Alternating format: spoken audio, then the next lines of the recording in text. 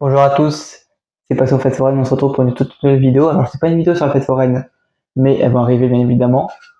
Aujourd'hui j'en profite pour vous parler de mes anecdotes de voyage. Alors c'est simplement des anecdotes faites plus sur les trajets pour les voyages. Alors comme ça c'est plus les trajets pour par exemple aller des endroits touristiques, bon vous avez compris. Parce que moi j'ai fait plein de voyages durant ma vie et forcément j'ai des petites anecdotes. Alors c'est pas des notes non plus qui sont extrêmement folles non plus, mais elles sont quand même croustillantes. Donc, asseyez-vous confortablement et prenez du popcorn par exemple, et on y va. Première anecdote, alors ça remonte, ça date il y a 9 ans maintenant, donc été 2016. Alors évidemment, 9 ans si vous regardez la vidéo en 2025, c'est-à-dire que si vous regardez en 2032, ça va faire plus longtemps évidemment si vous regardez en 2032. Mais alors sur la vidéo, ça fait 9 ans que cette anecdote a eu lieu. Un peu plus évidemment. Donc à cette époque, je partais encore cet été. Alors je vais pas arrêter à partir de 2018 parce que j'ai voulu visiter d'autres endroits. Mais entre 2014 et 2017 pardon, j'ai visité la Corse. Alors oui, même si vous allez tous les étés, vous en lassez jamais. Et on va repartir cet été. Bon. Et en gros, pour aller en Corse, on prend la compagnie Corsica Ferries.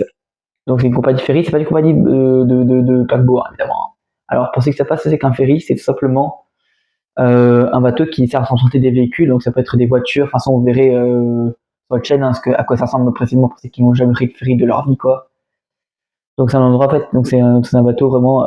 Donc il y a des bars, des restaurants, bon il y a des cabines évidemment si vous passez la nuit sur le bateau, mais il y a surtout une soute, enfin, un garage qui peut stocker plusieurs centaines de véhicules. Pour Corsica Ferry, je crois que c'est sur 4 niveaux, après ça dépend je crois, mais tous les ferries que j'ai fait, c'est sur 4 niveaux. Bon.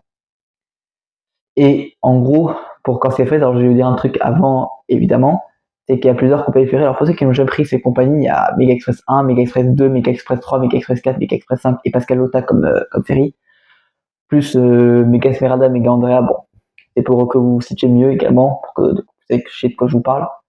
Voilà. Après, il y a d'autres bateaux évidemment, mais bon, je ne veux pas tous. Je fais principalement ceux-là qui sont. Alors. Voilà.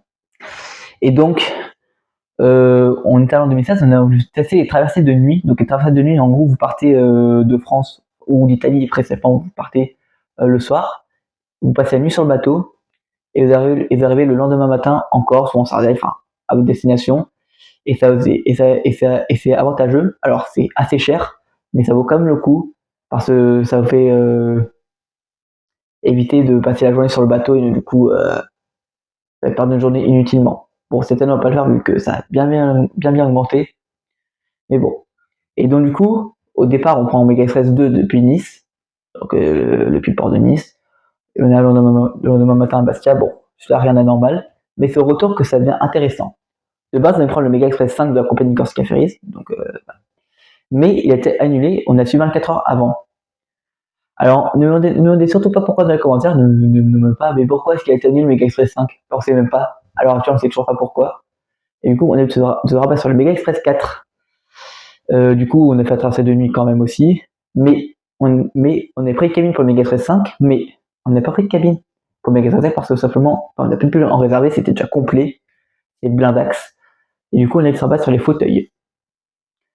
Alors, comment dire que j'ai même pas osé dormir, fermer un œil sur ces fauteuils, j'ai dormi à même le sol. À même le sol. Voilà. Et une autre anecdote la compagnie Corsica Ferries, ça s'est passé un an plus tard. On devait prendre le Pascal Lota depuis Nice, mais il a été annulé parce qu'il a perdu son hélice à Bastia. Je crois qu'il y a des articles dessus, je sais pas si vous allez voir. Bon. Et du coup, au lieu d'embarquer à Nice, on allait prendre le Mega Esmeralda à Savone, donc faire 100 bornes de plus depuis ma maison de vacances jusqu'à Savone. 100 bornes de plus.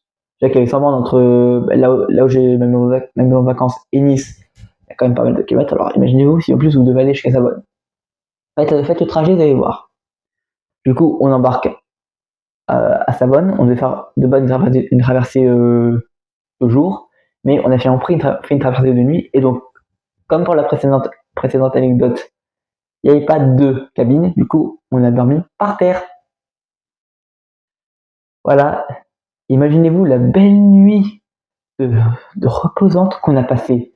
La belle nuit. Alors la nuit, je veux dire qu'elle était émouvantée. Hein. Du coup, bon après, c'était toujours annulé au retour, mais bon, c'est pas très intéressant, quoi, on va dire quoi ici. Ensuite, prochaine anecdote. Alors c'est pas une anecdote de voyage, c'est une anecdote de voyage, mais bon, c'est une anecdote de départ en vacances, et c'est passé, je crois, en avril 2019. Enfin, en tout cas, en 2019, et c'est la période des grèves SNCF. Parce qu'en fait, même si on allait depuis Paris, parce que j'habitais avant à Paris, je pense que vous savez un petit peu, eh bien, on prenait sur la voiture pour aller dans le Var, et donc, du coup, ça prenait 9 heures, bon, 10 heures avec la pause midi. Mais par contre, on prenait le train, on prenait le TGV, donc voilà. Et du coup, on devait prendre le TGV, on avait réservé, je crois, on avait réservé, mais à cause des grèves, le TGV a été annulé. Du coup, on a dû se rabattre sur les bus, donc sur Flixbus. Du coup, on a dû aller à la gare routière de Paris-Bercy et faire, j'allais dire, une traversée, un trajet de nuit, j'appelle ça un trajet de nuit, pour aller jusqu'à Aix. Je vous dis même pas la nuit de malade qu'on s'est tapé. Mais la nuit, je vais raconter en détail. Alors, on est parti vers 20 h de la gare de Paris-Bercy. Pendant 2 heures, je jouais à la DS. J'avais pas encore de téléphone à cette époque, je crois. Ou alors, j'utilise pas du tout. Et du coup, vers 22 h, je m'endors. Vers minuit, je me réveille. Je me rendors. Vers 2 h du matin, on avait un arrêt à Lyon. Je me réveille. Je me rendors. Vers 4 h du matin, je me réveille. Et je me rendors. Après, je me réveille à 6 h du matin. Parce que je crois qu'on avait l'arrêt à Aix-en-Provence à 7 h. Donc en tout, je crois que je me suis réveillé toutes les 2 heures. Voilà quoi. Autant dire qu'à côté de ça, la nuit en 2007 sur le bateau a été plus reposante, on va dire. Je vous jure que j'ai dormi la nuit suivante, j'ai dormi mais comme un malade. J'ai bien dormi à la nuit précédente, la nuit suivante. Mais bon, voilà. Et donc, troisième anecdote, et ça s'est passé en 2022. Alors, pour ceux qui me suivent, je vais pas vous revenir, c'était quand je suis parti en Italie, donc pour ceux qui regardaient la vidéo sur mes résultats du bac, je vais un peu en parler. Donc, à l'aller, il y avait forcément ce dont je vais parler, donc le paquet Bayuki sur l'autoroute à 12 €. Voilà. Mais au retour, c'est passé un autre truc. Alors, c'est pas tout de fou, hein. Mais il faut savoir que sur l'autoroute A10 italienne, donc l'autoroute qui part d'autoroute A10 pour aller jusqu'à Gênes, eh bien, ils font beaucoup de travaux. Parce que suite à l'effondrement du pont Morandi, je pense que vous connaissez les actualités, quoi. Et du coup, ça nous a pas amené à changer de voie, alors à avoir vraiment l'autoroute qui perd une voie. Bon, ça n'a pas trop impacté notre trajet, donc ouais. Bon. Mais au bout d'un moment, au retour, après avoir fait Milan, donc on reprend l'autoroute A10, et là, au bout d'un moment, on voit sur le panneau déviation. Bon, c'est écrit en direct, évidemment, mais j'ai traduit déviation. Du coup, ils ont carrément coupé l'autoroute, et ils ont obligé à sortir l'autoroute pour je ne sais quelle raison. Ils avaient vraiment coupé, ils ont mis plein de choses. Bon. Et on a dû carrément prendre une route un peu étroite, hein, était sinueuse, pour re-rentrer sur l'autoroute juste après. Donc vraiment une belle déviation, quoi. Comme on les aime. Et ensuite, je vais vous parler de 2023, donc ça remonte il y a 2 ans maintenant. Évidemment, si vous regardez en 2032, ça fait ça fait 2 ans aujourd'hui, enfin ça fait un peu plus de 2 ans. Et on était parti en Italie. Donc on avait fait Rome, Florence, Bologne. Alors Bologne, c'est pas très connu, et pourtant c'est très très beau, quoi. Il y a plein de tours médiévales, il y a même les tours Asinix, les tours penchées. Bon, pour la petite anecdote, il y en a une qui est penchée à 1,3 degré, qui est penchée à près de 4 à plus de 4 degrés, quoi. Bon, petite anecdote à part. Et donc, du coup, on part de Nice, par l'aéroport de Nice Côte d'Azur, donc un matin, on arrive à Rome 1 heure plus tard, parce que c'est assez rapide, c'est pas très long, quoi. Mais là, c'est un peu plus utile de prendre l'avion, quoi. Parce que je crois pas qu'il y a des trains directs de Nice jusqu'à Rome. Enfin, il y a des trains pour aller de Nice jusqu'à Rome, mais je pense pas vraiment que ce soit un trajet, quoi. Je pense qu'il y a des correspondances, quoi. Du coup, pour éviter vraiment d'avoir des correspondances inutiles, on prend l'avion, quoi. Et donc, du coup, tout se passe bien durant ce séjour, quoi. Voilà. On visite Rome, on visite Florence, on visite Bologne. Et on doit rentrer à Nice pour rentrer chez moi, pour rentrer chez nous. Et donc, quand je dis on, c'est avec ma famille, évidemment.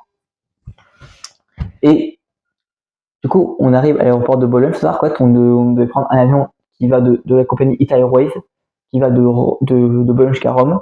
En fait, donc on a eu une correspondance parce qu'il n'y a pas de vol direct de Bologne jusqu'à Nice, quoi. Du coup, on a dû prendre un avion Bologne-Rome, puis un autre avion Rome-Nice. C'est bon, le problème avec les correspondances, c'est que c'est un retard, c'est un peu dans la merde, quoi. C'est pour le mot. Du coup, on va à l'aéroport de Bologne, donc on prend un taxi. Je sais pas si c'est Uber ou taxi, bon, on s'en fiche. Et on arrive à l'aéroport, et donc on est aux enregistrements, on fait le checking, voilà, donc on passe les contrôles de sécurité, comme d'habitude, hein, comme dans tous les aéroports, hein, ils font ça évidemment. Et on voit que notre vol est retardé. Alors là, on commence à se si c'est vraiment beaucoup retardé, ça va pas le faire. Et c'est ce qui se passe. Donc on attend au niveau d'une sorte de passerelle descendante, pour te faire ça dans un fauteuil roulant. Je sais pas trop si peut se passer en fauteuil roulant, mais bon, tout le monde était passé par là. Et du coup, notre avion est énormément retardé. Et là, on se dit, alors si on rate notre avion qui va jusqu'à Nice, là, on est bien dans la bouse. Et là, moi, je constaterai, je me suis dit, mais qu'est-ce qui se passe? Il faut envie qu'on trouve, il faut qu'on trouve un hôtel, il faut qu'on réserve un avion en urgence, parce que quand vous avez vraiment, quand vous réservez vraiment, quand vous réservez un vol, quand il y a une correspondance, c'est il faut pas trop que votre premier vol soit en retard, quoi. C'est comme que les correspondances à la SNCF. Autant si c'est par exemple s'il y a une correspondance avec le métro que le premier arrive en retard, ou que le RER évidemment, c'est pas trop de problème parce qu'il y en a un suivant, quoi. Après savoir s'il est ligne à branche, mais bon, ça c'est autre chose. Mais avec les vols, c'est beaucoup plus compliqué. Du coup, on attend, finalement on embarque dans un bus qui nous amène au pied de l'avion. Donc on embarque dans l'avion, voilà. Et l'avion décolle. Et donc il décolle et on atterrit à Rome. Et là, on s'empresse de lire un panneau et on voit qu'il est également retardé, donc il n'a toujours pas décollé. On avait, je crois, 1 heure et demie de retard, il n'a toujours pas décollé. Et alors, et c'est une chose, sauf que le problème, c'est que c'est que l'avion en provenance de Bologne, là on était à une porte d'embarquement, mais l'avion qui va jusqu'à Nice, il est à l'autre bout de l'aéroport. L'aéroport de Rome, il est pas petit, hein. Il est quand même assez grand, hein. Après, ça vaut peut-être pas l'aéroport de Roissy, mais il est quand même énorme, hein. Du coup, on a dû détaler parce qu'ils n'ont pas mis combien de temps. Donc, on avait des connes, ça j'ai fait juste qu'il y avait du retard. Du coup, on sprint, mais comme des malades, mais vraiment, on sprint, mais premier degré, quoi. Je crois que j'ai battu le record du. Non, peut-être pas le record du symbole, on va plus se calmer, mais je crois que je suis allé beaucoup plus, je crois que j'ai couru beaucoup plus vite qu'un Parisien qui essaie de rattraper son train pour aller au travail. Un peu le délire. Bon, finalement, on a quand même attendu le deuxième avion. On est embarqué dans l'avion qui avait encore plus de retard. Et on est reparti à Nice et puis tout est rentré dans l'ordre. On a fait un McDo après, voilà. Alors, quatrième anecdote, alors c'est pas une anecdote très très folle non plus, mais ça s'est passé pendant le même voyage et savoir que depuis Rome, on doit aller à Florence et on doit prendre le train. Voilà. Donc les trains de la compagnie Trenitalia. Sauf que j'étais en retard, je crois que c'est un jour de grève. On n'a pas eu de chance durant ce voyage, hein, je vous dis. Et du coup, je crois que notre train était supprimé, du coup on a dû réserver un autre train en urgence. Alors on était en première classe, le pire c'est que j'ai même pas coté qu'on était en première classe, hein. Du coup j'ai découvert la première classe des trains de Trenitalia. C'est quelque chose, hein. Donc voilà, du soir, on ne critiquera plus la SNCF. Trenitalia c'est pas mieux. C'est pas mieux en Allemagne non plus, hein. Bon, je suis jamais allé en Allemagne, mais après les retours, je crois que c'est pire en Allemagne, hein, évidemment. La gestion ferroviaire. Donc dites pas que la SNCF c'est le c'est le pire, c'est la pire société de transport du monde. Non, il y a pire que la SNCF. Bon. Et enfin, la vidéo fait plus de 15 minutes, c'est incroyable. Dernière anecdote qui s'est déroulée très récemment, ça s'est déroulé hier, hein. Ça s'est déroulé en mai. Donc pendant le week-end d'Ascension, on devait partir en Italie, à Gênes. Alors, petite parenthèse pour Gênes, évidemment. Faut savoir que c'est juste une ville industrielle qui a rien d'intéressant à voir. C'est pas non plus comme c'est pas non plus comme Nanterre, hein, ne vous inquiétez pas. Mais c'est assez sûr que si vous prenez près du parc, c'est hyper moche. Mais si vous promenez dans les petites rues, c'est plus agréable, on va dire, quoi. Il y a des petites rues, il y a des rues qui sont hyper étroites, je vous jure, c'est particulier, quoi. Je veux dire parce que les villages de la Côte d'Azur, quoi. Les villages des Alpes-Maritimes comme Est-sur-Mer, tout ça, bon. Et du coup, pour y aller, on est parti. Donc déjà, on a pris un TER depuis les Arcs pour aller jusqu'à Nice-Saint-Augustin, donc près de l'aéroport. Donc faire rien normal, il y a eu du contrôle dans le train, bon, ça c'est pas très très grave. Il y a rien d'étrange qui s'est passé pendant le trajet, et heureusement. On a eu tous en tête le fameux trajet en avion depuis Bologne jusqu'à Nice, quoi, enfin, en passant par Rome. Voilà.